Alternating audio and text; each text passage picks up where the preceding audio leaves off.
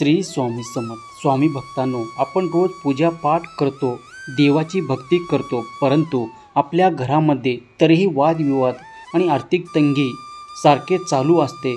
सतत कोणत्या ना कोणत्या कारणाने अस्वस्थ असतो. आपल्याला सतत वाटतं की एवढी भक्ती करूनसुद्धा आपल्याला त्याचे योग्य फळ मिळत नाही. त्यासाठी नियमितपणे रोज हे कार्य केले पाहिजे. त्यांनी आपल्याला पुण्याची प्राप्ती होईल. आपल्या समस्या हळूहळू दूर होतील.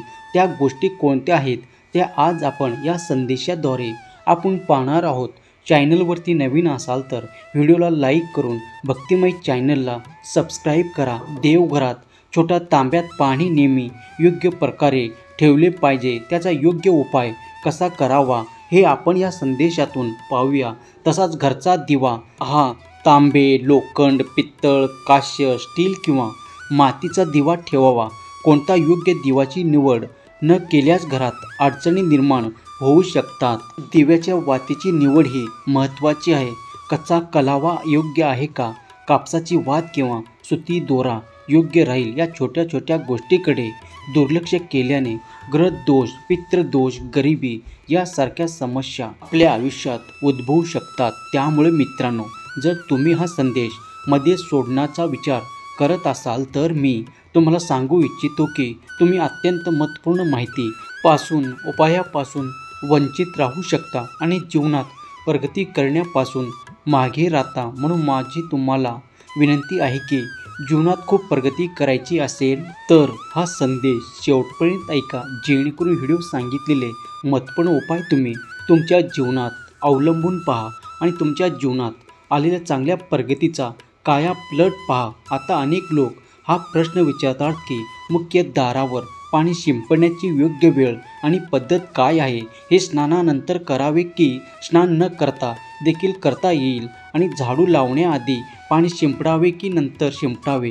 अजून एक प्रश्न अजून अनेकांना पडतो, तो म्हणजे मासिक पाळीच्या दरम्यान मुख्य दरवाजावर पाणी शिंपडता येईल का?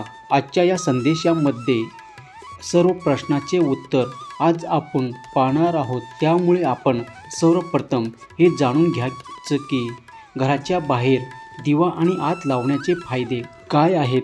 विशेषतः त्या घराच्या बाहेर दिवा लावल्याने फायदे फारच मोठे आहेत. तुम्हाला धनवान करू शकतात. भगवंताच्या पूजेमध्ये दिवा लावण्याचे महत्त्व सर्वांनाच माहीत आहे. देशी तूप किंवा मोहरीच्या तेलाचा दिवा लावण्यात अत्यंत शुभ मानले जाते. तसंच तिळाच्या तेलाचा दिवा लावला जातो. पूजा करण्याचा एक हाच हेतू असतो की घराच्या आत आणि बाहेर दीप लावल्याने घरातील वातावरण पवित्र बनतं. दिवा लावल्यानंतर केवळ सकारात्मक ऊर्जा निर्माण होत नाही तर आपलं मनसुद्धा खूप उत्साही बनतं. पृथ्वीवरील अंधकार दूर होतो. घरात दिवा लावल्याने केवळ घरातील अंधकार दूर होत नाही तर तो नकारात्मक ऊर्जाही घराबाहेर टाकतो. जिथे दिवा लावला जातो तिथे सकारात्मक ऊर्जा वाढते आणि आपोआपच भगवंताचे वास्तव्य असते. म्हणून संध्याकाळ होण्यापूर्वी दिवा लावणे शुभ मानले जाते. तेलाने जळणाऱ्या दिव्याचा परिणाम तो विझल्यानंतरही अर्धा तास टिकतो, तर शुद्ध देशी तुपाचा दिवा वातावरणात सुमारे 4 तास सकारात्मकता ठेवते. दिवा लावण्याचा वैज्ञानिक लाभ: जेव्हा घरात शुद्ध तूप आणि मोहरीच्या तेलाचा दिवा लावला जातो तेव्हा त्याच्या धुरामुळे घराच्या वातावरणात शुद्धता येते. हा धूर दूषित वातावरण नष्ट करतो आणि वातावरण शुद्ध बनवतो आणि त्या शुद्ध वातावरणामुळे आपले मनसुद्धा शुद्ध आणि पवित्र बनते. सहमत असाल तर होय स्वामी आई, मी तुझेच बाळ आहे असे टाईप करा आणि हा संदेश तुम्ही शेवटपर्यंत ऐका. सुख समृद्धीचा वास: ज्या घरात भगवंतासमोर दीप लावला जातो तिथे आता लक्ष्मीची कृपा कायम राहते. अशा घरात सुख समृद्धीचा वास असतो. दिवा पूर्व दिशेला ठेवल्यास व्यक्तीला दीर्घ आयुष्य मिळते आणि उत्तर दिशेला ठेवल्यास धन संपदा वाढते. दिवा केवळ घरातील अंधकार दूर करत नाही तर आपल्या जीवनातील ही प्रकाशाच्या दिशेने घेऊन जात असते. घरात दिवा लावल्याने आजार आसपास फिरत नाही. कुटुंबातील सर्व सदस्यांना आरोग्य लाभ होतो. विशेषतः दिव्यासोबत एक लवंग दिवा टाकल्याने त्याचा परिणाम दुप्पट होतो. हे त्वचे संबंधित आजारांना बरे करण्यास मदत करते, सकारात्मक आकर्षित करते. हिंदू धर्मानुसार ज्या घरात सकाळ संध्याकाळी दिवा घरासाठी अत्यंत लाभदायक आहे. त्यामुळे तुम्ही जर दिवा लावत नसाल तर आवर्जून दिवा लावा. शक्य असल्यास तुम्ही तुपाचा दिवा लावला तर अजूनही चांगले. जितकं दान केले जात आहे पुण्यकर्माचे फळ त्या क्षणी आपल्या खात्यात जमा होतो.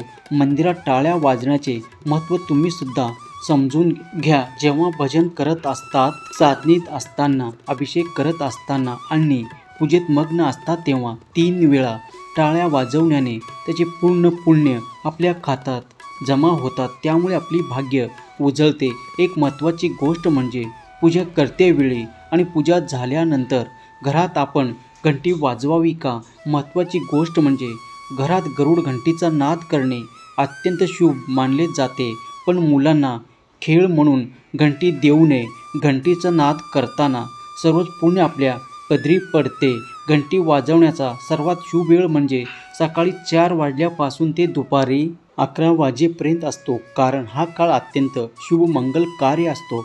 याशिवाय संध्याकाळी 6 वाजल्यापासून ते रात्री 11 वाजेपर्यंत देखील घंटी वाजवली जाऊ शकते.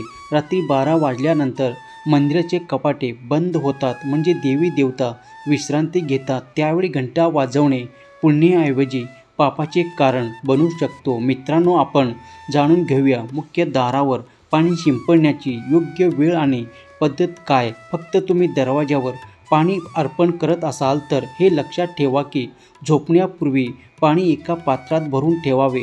तुम्ही कोणतेही पात्र वापरू शकता. गंगाजल उपलब्ध असेल तर थोडा प्रमाणात त्या पाण्यात टाका आणि नंतर शुद्ध पाण्याने पात्र भरा. तर गंगाजल नसेल तर फक्त शुद्ध पाणी हे पुरेसं आहे. हे पाण्याने भरलेले पात्र आपल्या घराच्या स्वयंपाकघरात ठेवा. सकाळी उठून हे पाणी मुख्य दरवाजावर किंवा वास्तुदोषाने त्रस्त असाल तर हा उपाय तुमच्या मदतीला नक्कीच येईल. स्वयंपाकघरात ठेवलेले पाणी मुख्य दारावर शिंपडल्याने तुमच्या घरातील अडचणी दूर होऊ शकतात. हा उपाय केवळ दोष आणि पितृदोष दूर करत नाही तर मंत्र, तंत्र किंवा वाईट नजरेच्या प्रभावाला देखील संपवण्यासाठी मदत करतोय. हा उपाय नियमित केल्याने घरात सुख समृद्धी येते आणि आपल्याला दीर्घ आजारापासून मुक्तीसुद्धा मिळते. पाणी सूर्य उदयापूर्वी मुख्य दरवाजावर शिंपडावे. जर सूर्य उदय नंतर तुम्ही मुख्य दरवाजावर इतर पाण्याने स्वच्छ करत असाल तर